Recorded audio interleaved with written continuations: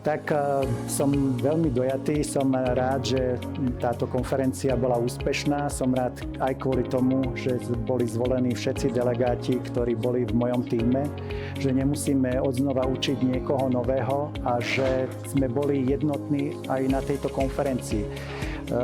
Ja si ani nepamätám, kedy sme skončili konferenciu za 1:20 a bolo to naozaj veľmi príjemné počúvať, že vlastne ideme do niečoho nového. Už konečne sa nebudeme ohliadať na nejaké politické spory v rámci našej federácie, ale už budeme pracovať len v prospech našich športovcov. Ja sa teším, že naši športovci, ktorí budú dosahovať čo najlepšie výsledky na zahraničných podujatiach, že im vieme vytvoriť servis taký, aký si zaslúžia, že konečne začnú aj bazény na Slovensku byť rekonštruované a stavať sa nové. No a máme, alebo plánujeme novú stratégiu plaveckých športov na Slovensku, čo je úplne nová stratégia. Je to prvá stratégia vôbec Plaveckej federácie, od kedy vznikla.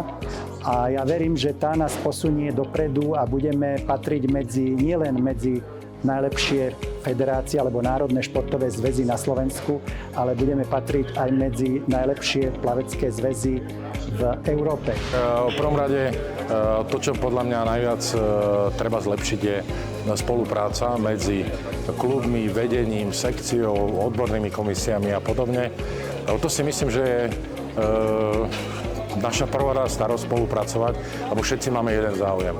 A to zlepšiť výkonnosť plávania a rozširovať plaveckú základňu. To je alfa omega toho, či vstupujem. Keď to mám brať tak všeobecne. No, v prvom rade nám absentuje momentálne trénersko-metodická komisia, ktorá by mala byť zložená z odborníkov, skúsených trénerov, ale samozrejme mladých trénerov, ktorí chcú do toho procesu tréningového prípravy talentovanej mládeže dať nejaké tie nové veci, ktoré svet robí, určiť si, stanoviť si, priblížiť si, aké by mali mať, koľko by tie deti mali plávať, ako by mali trénovať v ideálnom svete a samozrejme čo najviac sa k tomu priblížiť. A ja si myslím, že plavecké hnutie má veľa odborníkov, tak, aby sme to vedeli vyskladať úplne perfektne. 4 roky je dosť málo na nejakú veľmi koncepčnú prácu, ale v každom prípade je tá spolupráca aj s reprezentáciou, s manažérkou reprezentácie a s klubmi. No určite, aby sme mali kvalifikantov so splnenými limitmi na olympiádu, aby sme ich tam mali čo najviac. A samozrejme všetkých svetových podujatí, ako sú majstrovstvá Európy, majstrovstvá sveta, ale určite budeme pozerať hlavne na tie juniorské kategórie a na talentovanú mládež. A tam si myslím, máme roboty najviac a výzvy najväčšie.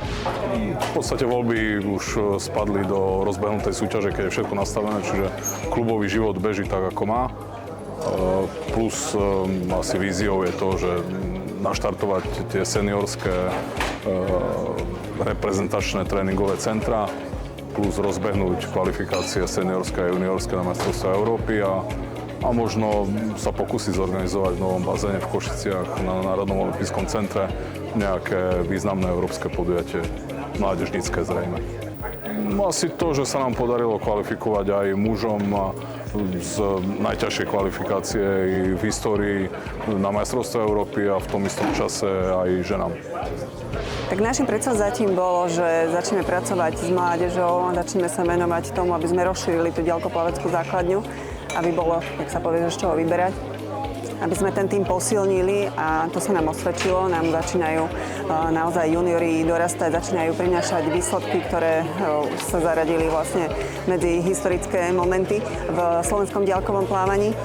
Takže toto je také primárne a určite som rada, že sa nám podarili spolupráce rozvinúť, či už s Českou alebo s Talianskou plaveckou federáciou.